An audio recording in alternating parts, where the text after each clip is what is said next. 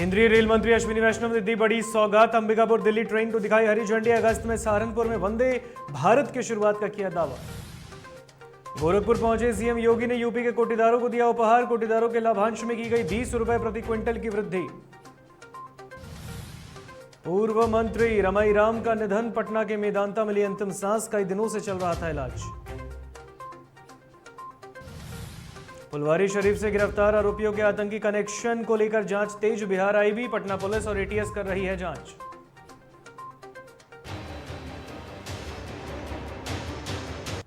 नमस्कार, आप देख रहे हैं डीटीवी भारत और मैं हूं आपके साथ ऋतिक सुमन। खबरें विस्तार से। उत्तर प्रदेश के गोरखपुर से एक बड़ी खबर सामने आ रही है, जहां पर मुख्यमंत्री योगी आदित्यनाथ ने कोटेदारों को उपहार दिया है। बड़ी खबर आपको बता दें, सीएम योगी आदित्यनाथ ने कोटेदारों को दिया उपहार। बड़ी खबर, यूपी के गोरखपुर से कोटेदारों के लाभांश में 20 रुपए प्रति क्विंटल की होगी वृद्धि। बड़ी खबर, यूपी के करीब 80,000 कोटेदारों को मिलेगी सुविधा। 70 रुपए से बढ़ाकर 90 रुपए प्रति क्विंटल कोटेदारी की घोषणा कर दी गई है। बड़ी खबर आपको बता रहे हैं। तो उत्तर प्रदेश के को करीब 80,000 कोटे की दुकानों को लोगों को सुविधा के लिए जन सेवा केंद्र के रूप में विकसित किया जाएगा। मुख्यमंत्री योगी आदित्यनाथ ने गुरुवार को गोरखपुर योगीराज बाबा गंभीरनाथ प्रेक्षागृह में आयोजित एक कार्यक्रम के जरिए प्रदेश के कोटेदारों को उपहार दिया है। इसके साथ ही सभी कोटेदारों के लाभांश में 20 रुपए प्रति क्विंटल की वृद्धि भी की गई है और इसी के साथ कोटेदारों का लाभांश 70 रुपए से बढ़ाकर 90 रुपए प्रति क्विंटल करने की घोषणा कर दी गई है। और इस खबर पर अधिक जानकारी साझा करने के लिए हमारे साथ गोरखपुर से संवाददाता रविंद्र फोन लाइन पर जुड़ गए हैं। रविंद्र, उत्तर प्रदेश के मुखिया ने आज एक बड़ा ऐलान किया, बड़ी घोषणा की है कोटेदारों के लिए। जी, आपको बता दें कि बाबा गंभीरनाथ प्रेक्षागृह में सीएम पहुंचे थे। वहां करीब लगभग 80 कोटेदारों को ये सौगात दी कि उनके प्रति क्विंटल 20 रुपए की बढ़ोतरी का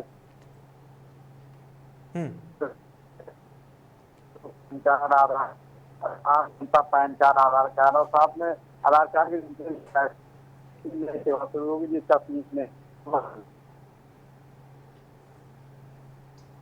जी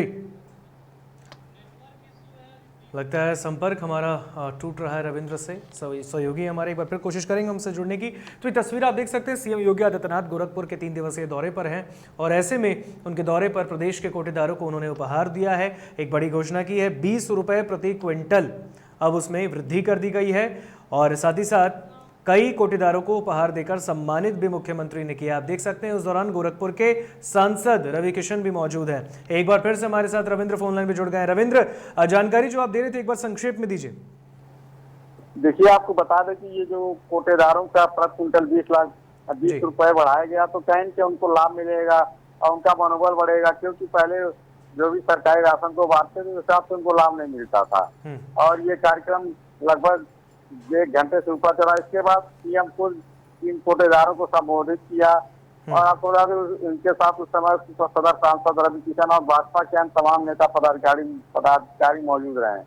तो कहेंगे सीएम जब भी गोरखपुर आते हैं, गोरखपुर के लोगों को कुछ न कुछ देते हैं। जैसे 3 दिवसीय दौरे जब पहुंचे थे, दौरे के पहले दिन 464 करोड़ रुपए की परियोजनाओं का शिलान्यास और लोकार्पण किया। तो सीएम जब भी गोरखपुर आते कुछ न कुछ रहा और अब कोटेदारों का बेहतर होगा। उनकी दुकानों पे अब वो पैन कार्ड, आधार कार्ड और ऐसे तमाम जरूरत संबंधी कागजात आम पब्लिक बनवा सकती है। कहीं इससे जो पैसा मिलेगा उससे भी उनका फायदा होगा। तो सीएम पूरी तरह से इस मामले में संजीदा कि प्रदेश भर में कहीं भी किसी को कोई दिक्कत न, इसको लेकर वो हमेशा नए नए सौगात गोरखपुर के लोगों को देते हैं और जिसकी वजह से आज गोरखपुर के लोग बहुत खुश हैं।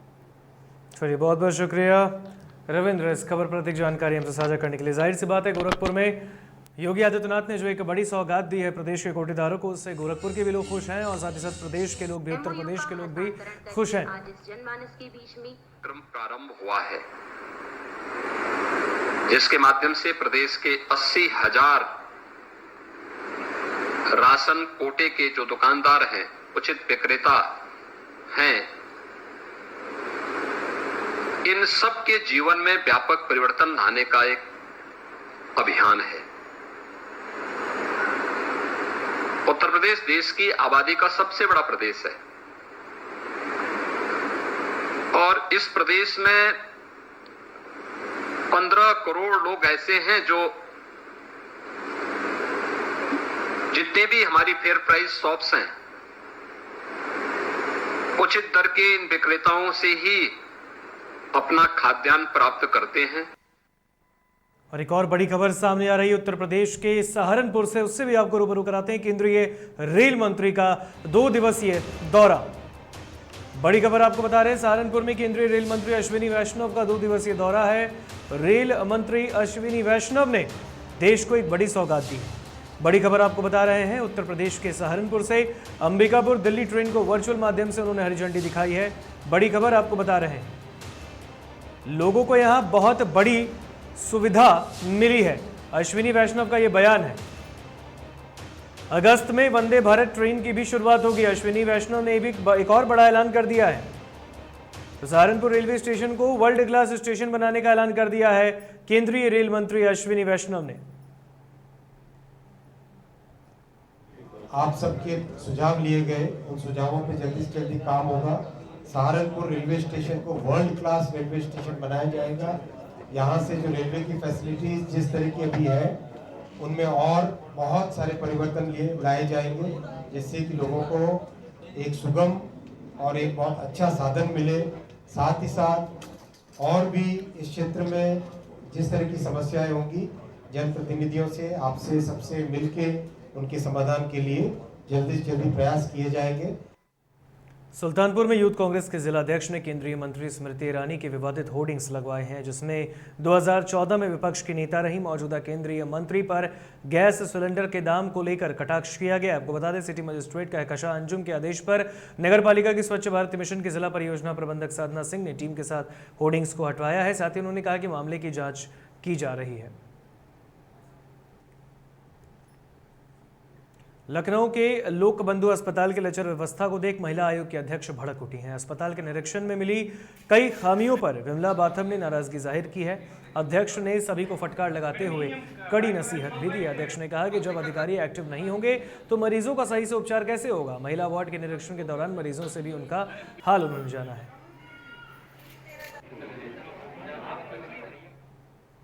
एक और बड़ी खबर उत्तर प्रदेश के बुलंदशहर से, जहां पर जिलाधिकारी चंद्र प्रकाश सिंह ने फरमान जारी किया है। बड़ी खबर आपको बता दें, डीएम चंद्र प्रकाश सिंह ने बुलंदशहर में फरमान जारी किया है। शस्त्र लाइसेंस लेने से पहले लगाने होंगे 10 पौधे। बड़ी खबर आपको बता रहे हैं, शस्त्र आवेदनकर्ता को पौधारोपण के बाद देना होगा शपथ पत्र। हैसियत प्रमाण पत्र पहले अनिवार्य होगा। 10 पौधे लगाने का नियम। आवेदन देने वालों को शपथ पत्र के साथ देना होगा जियो टैग का विवरण। बड़ी खबर बुलंदशहर से, जिलाधिकारी चंद्र प्रकाश सिंह ने फरमान जारी कर दिया है। शस्त्र लाइसेंस अगर लेने हैं तो फिर पौधे लगाइए। तो बुलंदशहर के जिलाधिकारी चंद्र प्रकाश सिंह ने एक नया फरमान जारी कर दिया है। शस्त्र लाइसेंस लेने से पहले अब 10 पौधे उन लोगों को लगाने होंगे जिनको शस्त्र लाइसेंस लेना है।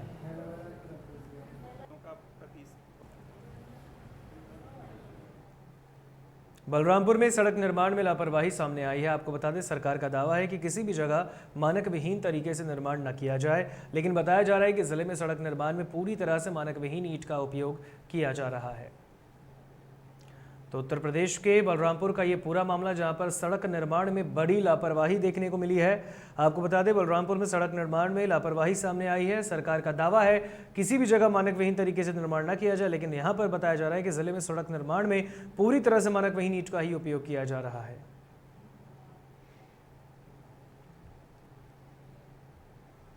जालौन कोतवाली क्षेत्र के चुरखी रोड पर स्थित स्विमिंग पूल में नहाने गए नाबालिग बच्चों के साथ संचालक ने मारपीट की है।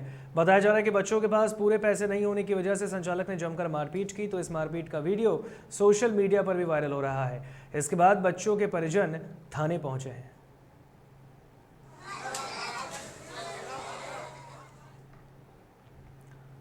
लखनऊ के कैसरबाग के बंगाली टोला में खूंखार कुत्ते पर नगर निगम ने शिकंजा कसा है। दरअसल बीते दिन पिटबुल डॉग ने बुजुर्ग महिला सुशीला त्रिपाठी पर जानलेवा हमला किया। इसमें उनकी मौत हो गई थी। सूचना मिलने के बाद नगर निगम की टीम डॉग को लेने ह्यूमन सोसाइटी पहुंची और इस दौरान मौके पर पुलिसकर्मी भी मौजूद रहे।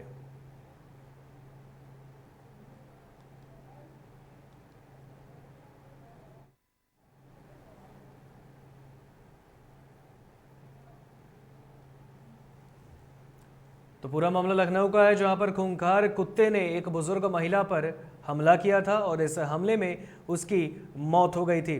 आपको बता दें, खूंखार कुत्ते पर अब शिकंजा भी कस लिया गया है। लखनऊ के कैसरबाग के बंगाली टोला में खूंखार कुत्ते पर नगर निगम ने शिकंजा कसा है। दरअसल बीते दिन पिटबुल डॉग ने एक बुजुर्ग महिला सुशीला त्रिपाठी पर जानलेवा हमला किया, इसमें उनकी मौत हो गई। सूचना मिलने के बाद नगर निगम की टीम डॉग को लेने के लिए ह्यूमन सोसाइटी पहुंची और इस दौरान मौके पर पुलिसकर्मी भी दिखे। लखनऊ को स्मार्ट सिटी बनाने के दावों की हवा निकलती जा रही है। नगर निगम जोन 8 के कर्मचारियों की लापरवाही के चलते बिजनौर का हाल बदहाल है। बिना बारिश के ही यहाँ के सड़कों की स्थिति बद से बदतर हो चुकी है। यह नाला पूरी तरह से कूड़े से पटा पड़ा है और नाला का पानी सड़कों पर बह रहा है, जिससे स्थानीय लोग वहीं पर विवश हैं।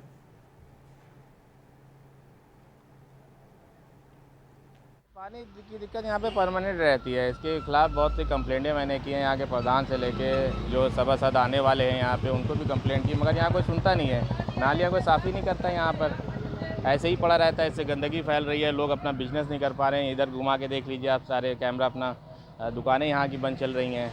बिजनौर में बहुत ज़्यादा परेशानी है और नाला पूरा पट गया है, जमादार आ नहीं रहे हैं प्रॉपर, हफ्ते में कहीं एक बार आते हैं। ये दिक्कतें कम से कम 1 महीने से चल रही है। पीलीभीत के बिलसंडा थाना क्षेत्र में विधवा महिला ने देवर सहित 3 लोगों पर गैंगरेप का आरोप लगाया है। वहीं अदालत के आदेश पर 3 लोगों पर 376D 506 का केस दर्ज किया गया है। तो घटना 5 जून की बताई जा रही है। मेरी शादी जब से हुई, मेरे देवर, मेरे नंदोई, मेरे ससुर मुझ पर गंदी नज़र रखते थे। मेरे पति की गाजियाबाद में हत्या कर दी गई और मेरे साथ मेरे ससुर और मेरे देवर और नंदोई ने गलत काम किया। तो रिपोर्ट यहाँ थाने में नहीं लिखवाई थी आपने? थाने में नहीं लिखवाई थी, हमने कोर्ट से किया। हरदोई के थाना कोतवाली शहर के रहने वाले मनोज त्रिवेदी की बेटी रूपाली त्रिवेदी ने इंदौर में तैनात डीएसपी उनके बेटे और परिजनों के खिलाफ दहेज उत्पीड़न का मुकदमा दर्ज कराया है। बताया जा रहा है कि 2020 में हुई शादी के बाद से महिला को शारीरिक और मानसिक रूप से प्रताड़ित किया जा रहा था। साथ ही 11 लाख नगद और सोने की अंगूठियां देने के लिए भी दबाव बनाया जा रहा था।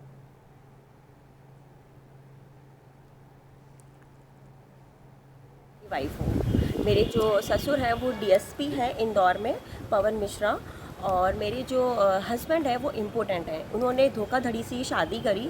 जब मैंने इन सारी बातों को अपने सास ससुर के समक्ष रखा तो मेरे सास ससुर ने मुझसे बोला कि मेरा जो बेटा है जो तुम्हें नहीं दे पा रहा है।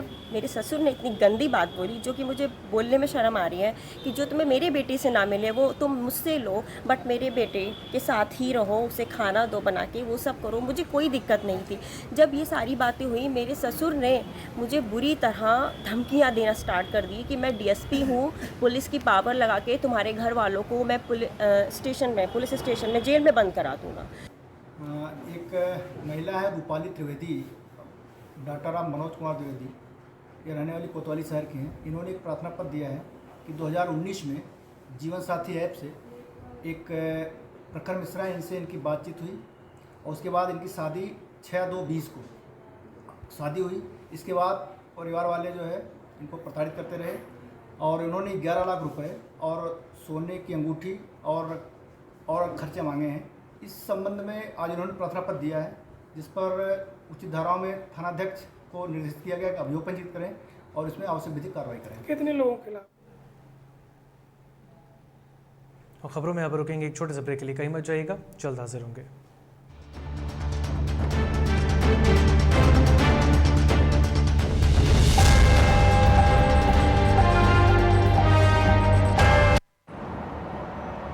सर छुट्टी चाहिए थी। क्यों? गांव के सारे घर कच्चे थे, बाढ़ में ढह गए, मेरा भी। Good morning sir. देखिए, बुनियाद भी पक्की, आपका नया घर भी पक्का, सालों साल चलेगा सर। ठीक है, ले लो छुट्टी।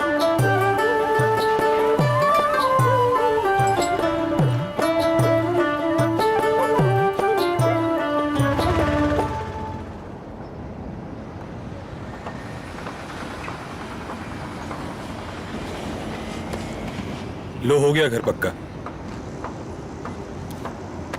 छुट्टी कैंसिल।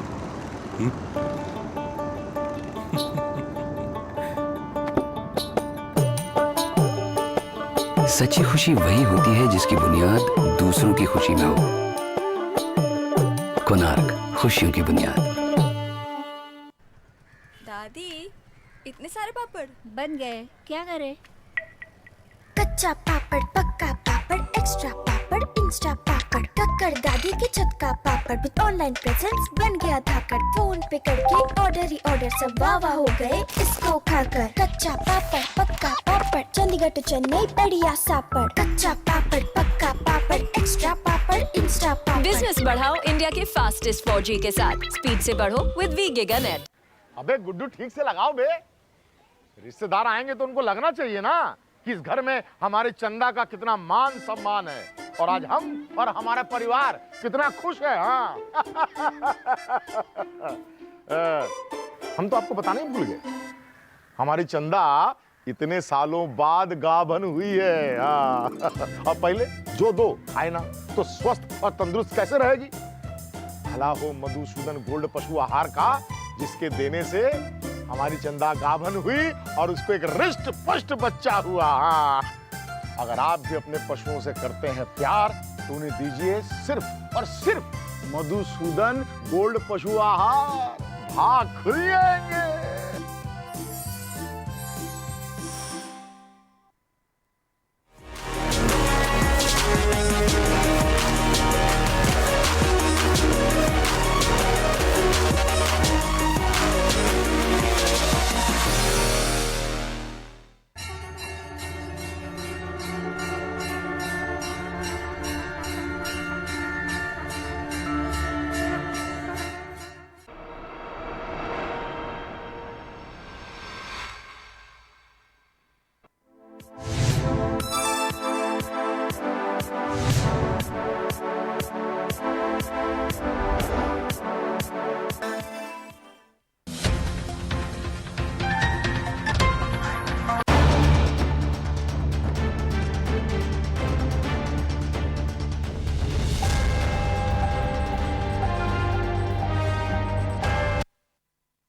ब्रेक के बाद एक बार फिर स्वागत आप सभी का DTV भारत में। बढ़ते हैं खबरों में आगे। कासगंज में पुलिस को बड़ी कामयाबी मिली है। पुलिस ने पिकअप चोरी की घटना का 48 घंटे में ही खुलासा कर दिया है और थाना सावर क्षेत्र से 4 शातिर चोरों को गिरफ्तार किया है। साथ ही इनके पास से चोरी की एक पिकअप गाड़ी, 4 मोटरसाइकिल, 2 तमंचा, 7 कारतूस बरामद किए हैं। आपको बता दें, इन्होंने पिकअप चोरी करने के बाद पीड़ित से गाड़ी की फिरौती भी मांगी थी। रायबरेली के भदोकर थाना क्षेत्र में गैंगरेप पीड़िता ने तंग आकर एसपी कार्यालय के सामने मिट्टी का तेल डालकर आत्मदाह की कोशिश की। ये पुलिसकर्मियों ने पीड़िता की जान बचाई है। पीड़िता पिछले 4 सालों से न्याय के लिए दर दर भटक रही है और ठोकरें खा रही। मामले में पुलिस अधीक्षक ने कुछ भी कहने से इनकार कर दिया है।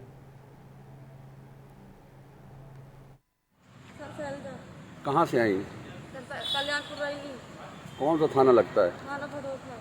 क्या दिक्कत क्या है? सर हमारे साथ 2018 को गैंगरेप हुआ है सर, इसमें कोई कार्रवाई नहीं है। हो गया क्या? तो कब से आई हैं आप? सर यहाँ आओ तो यहाँ ये बोलते हैं कि कार्रवाई चल रही है। अयोध्या के स्वर्ग द्वार स्थित हनुमंत सदन मंदिर में महंत की आयोजन किया गया है। हनुमंत सदन मंदिर के नवागत महंत राजा रामदास को हनुमंत सदन मंदिर के पूर्व महंत अवध किशोर दास शरद ने विधि विधान पूर्वक पूजन अर्चन के बाद अयोध्या के संत महंत को मौजूदगी में राजा रामदास के कोठी कंठी चादर देकर महंती ग्रहण कराई। इस दौरान अयोध्या के सभी साधु संत मौजूद रहे। वहीं महंती के अवसर पर भंडारे का भी आयोजन किया गया। ये जगह जो है श्री हनुमत सदन मंदिर का नाम है और इस मंदिर के संस्थापक श्री रघुनाथ शरण जी महाराज हुए। श्री हरिराम शरण शास्त्री जी महाराज जो हमारे गुरुदेव थे। अभी श्री अवध किशोर शरण जी हमारे बड़े गुरु भाई हैं। उन्होंने अपने गद्दी पर मुझे बिठाया और ये आज का महंती का चादर पोशी वाला काम है और बड़े महाराज जी का भंडारा भी आज ही है। अयोध्या में शिया वक्फ बोर्ड के पूर्व अध्यक्ष वसीम रिजवी अब जितेंद्र नारायण त्यागी बन चुके हैं। वसीम रिजवी ने आज सरयू में स्नान कर आधुनिक वस्त्र त्याग दिया और वैदिक मंत्रोच्चारण के साथ भगवा वस्त्र धारण किया। इस मौके पर उन्होंने कहा कि बचा हुआ जीवन धर्म कर्म हिंदुओं की रक्षा और हिंदुओं की संस्कृति की रक्षा के लिए समर्पित है। साथ ही उन्होंने जिहादी को चुनौती देते हुए कहा कि जो उनका सर काटना चाहते हैं वो काट लें। आपको बता दें, अब जितेंद्र नारायण त्यागी जल्द संन्यास लेने की भी घोषणा करेंगे। देखिए, आज भगवान श्री राम की जन्म नगरी में आज हमने माता सरयू में स्नान किया और उसके बाद फिर यहाँ पे अपने जो दुनियावी कपड़े थे उनको त्याग कर और भगवा धारण किया। वो भगवा हमारे राजूदास जी महाराज ने दिया। देखिए, एक तो अब बचा हुआ जीवन हमें धर्म कर्म, हिंदुओं की रक्षा, हिंदुओं की संस्कृति की रक्षा इसमें बिताना है। दूसरी चीज़ ये कि भगवे से एक ऊर्जा मिलती है, एक शक्ति मिलती है। लखनऊ के लुलु मॉल में नमाज पढ़ने का मामला सामने आने के बाद अयोध्या हनुमानगढ़ी के महंत राजूदास ने बयान दिया। उन्होंने मॉल में नमाज पढ़ने पर आपत्ति जताते हुए कहा कि अगर ऐसा ही चलता रहा तो हम मॉल में हनुमान चालीसा का पाठ पढ़ेंगे, जिसे कोई नहीं रोक पाएगा। देखिए, लुलु मॉल एशिया का सबसे बड़ा मॉल है और जिस प्रकार से वहाँ पर 80% मुसलमान को ही उन्होंने रखा है, लेकिन 20% जो है हिंदू लड़कियों जो रखा है, एक भी मुस्लिम लड़की को नहीं रखा है, हिंदू लड़की को रखा है। इसमें और भी मामले हैं। दूसरा, जिस प्रकार से मॉल में कल नमाज पढ़ा गया, बड़ी संख्या में लोग एकत्रित होके, अगर ऐसा चलता रहा तो हम वहाँ पहुँचकर हनुमान चालीसा का पाठ करेंगे, उसको कोई नहीं रोक पाएगा। चलिए बात अब बिहार की करते हैं। पटना में पूर्व मंत्री रमाईराम का निधन हो चुका है। आपको बता दें, रमाईराम राजद के भी कद्दावर नेता रह चुके हैं और साथ ही साथ बिहार सरकार के पूर्व मंत्री भी रहे और ऐसे में अब उनके निधन के बाद राजनीतिक गलियारे में शोक की लहर है। आपको बता दें, पटना के मेदांता अस्पताल में इलाज के दौरान अंतिम सांस ली गई। लंबे समय से बीमार चल रहे थे रमाईराम और तेजस्वी यादव ने ट्वीट कर इसकी जानकारी दी। कर्मठ और समर्पित राजनेता थे रमाईराम, ऐसा तेजस्वी यादव ने भी कहा और 9 बार बोचहां से विधायक भी वो रह चुके थे। तो आपको बता दें, पटना के मेदांता अस्पताल में उन्होंने अंतिम सांस ली है। पूर्व मंत्री रमाईराम का अब निधन हो चुका है।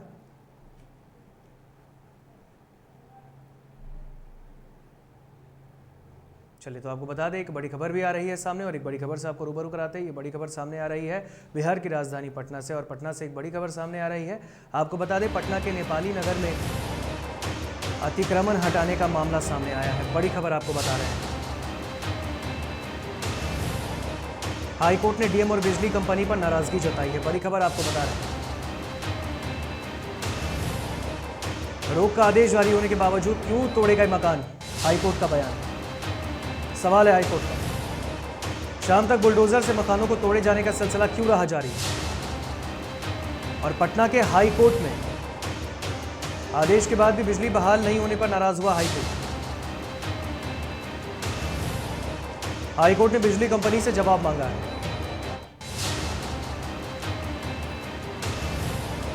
उन्नीस जुलाई को होगी मामले की अब अगली सुनवाई। बड़ी खबर आपको बता रहे हैं। अब इस मामले में पटना हाईकोर्ट ने भी हस्तक्षेप कर दिया है और सवाल पूछा है। नेपाली नगर में अतिक्रमण हटाने के मामले में पटना के हाईकोर्ट ने सवाल सामने रख दिया है। बड़ी खबर आपको बता रहे हैं। हाईकोर्ट ने डीएम और बिजली कंपनी पर नाराजगी व्यक्त की। रोक का आदेश जारी होने के बावजूद आखिर क्यों तोड़े गए मकान, पटना हाईकोर्ट ने अपनी बात रखी है। शाम तक बुलडोजर से मकानों को तोड़े जाने का सिलसिला आखिर क्यों जारी रहा है। बड़ी खबर आपको बता रहे हैं। आदेश के बाद भी बिजली बहाल नहीं होने पर नाराज हुआ हाईकोर्ट। हाईकोर्ट ने बिजली कंपनी से जवाब मांगा है। बड़ी खबर आपको बता रहे हैं। पटना के नेपाली नगर में जो अतिक्रमण हुआ था, उस वक्त 14 जेसीबी लेकर प्रशासन वहां पर पहुंचा था। 19 जुलाई को मामले में अगली सुनवाई होगी।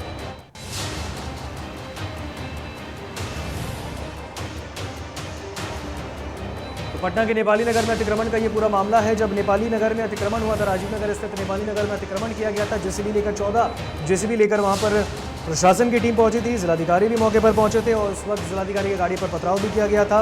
आपको बता दें, इसके बाद इस पर राजनीतिक बयानबाजी भी होने लगी थी। जाप सुप्रीमो पप्पू यादव ने भी कहा था कि अवैध तरीके से यहाँ पर कार्रवाई की गई है, जबकि वहाँ पर रह रहे लोग अवैध तरीके से रह रहे हैं। और ऐसे में अब हाईकोर्ट ने इस मामले में संज्ञान लेते हुए सवाल दाग दिया है और जवाब तलब करने के लिए कहा। आदेश के बाद भी बिजली बहाल नहीं हुआ, हाईकोर्ट ने ये बात कही है।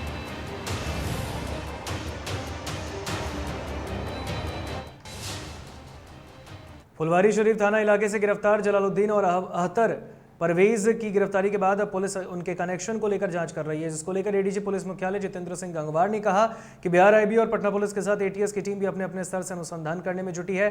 फिलहाल दोनों आरोपियों को आईपीसी की विभिन्न धाराओं के तहत मुकदमा दर्ज कर लिया गया है। पटना पुलिस के पटना के शहरी इलाके में फुलवारी शरीफ थाना क्षेत्र में कांड दर्ज किया गया है। उस कांड के अंतर्गत गंभीर धाराओं में हम लोगों ने कांड दर्ज किया। 2 व्यक्ति गिरफ्तार हुए हैं, उनसे गहन पूछताछ की जा रही है और पुलिस की अलग अलग टीम भी उनसे पूछताछ कर रही है। उनके पास में पोस्टर, बैनर, दस्तावेज, PFI के डॉक्यूमेंट्स, मोबाइल फ़ोन इत्यादि बहुत सामग्री बरामद हुई है, उनका भी अध्ययन किया जा रहा है।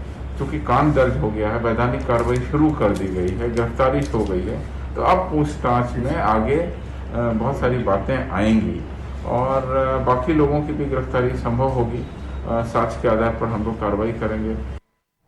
लखीसराय जिले के कचरा थाना क्षेत्र के बरमसिया गांव में बिहार STF की टीम ने गुप्त सूचना के आधार पर छापेमारी कर भारी मात्रा में विस्फोटक, नक्सली साहित्य एवं अन्य सामान बरामद कर लिया है। इन संबंध में अपर पुलिस अधीक्षक अभियान मोतीलाल ने एक प्रेस वार्ता कर आयोजित कर बताया कि बिहार STF की टीम को सूचना मिली थी कि नक्सली जोनल कमांडर की टीम अपने साथियों के साथ बरमसिया जंगल से उत्तर पूर्व पूर्वा पहाड़ी के पास किसी घटना को अंजाम देने की प्लानिंग कर रही है और इससे पहले संयुक्त रूप से कार्रवाई कर सफलता प्राप्त की गई। पुलिस के गतिविधियों पर नज़र रखे हुए हैं और किसी न किसी रूप में वो अपने मोरल मोटिवेशन को हाई रखने के लिए पुलिस बल को नुकसान पहुंचाने की कोशिश में लगे हुए हैं। लेकिन हम लोग बिल्कुल अलर्ट है और तीनों जिला खास करके जमुई, लखीसराय और मुंगेर, ये तीनों हम लोग मिल करके सारी जो सूचनाएं आपस में हम लोग शेयर भी करते हैं। साथ ही साथ हम लोग का जो स्ट्रेटजिक प्लान भी जो है वो सब मिल करके हम लोग करते हैं ताकि किसी प्रकार का धोखाधड़ी या किसी प्रकार का कुछ ऐसा कार्य ना हो जो हमारे बल को, हमारे पुलिस को, हमारे जितने भी सुरक्षा एजेंसीज हैं उनको कोई नुकसान ना पहुँचे। ऑपरेशन जारी है। और खबरों में यहाँ पर मुझे दीजिए इजाज़त। देखते रहिए DTV भारत। नमस्कार।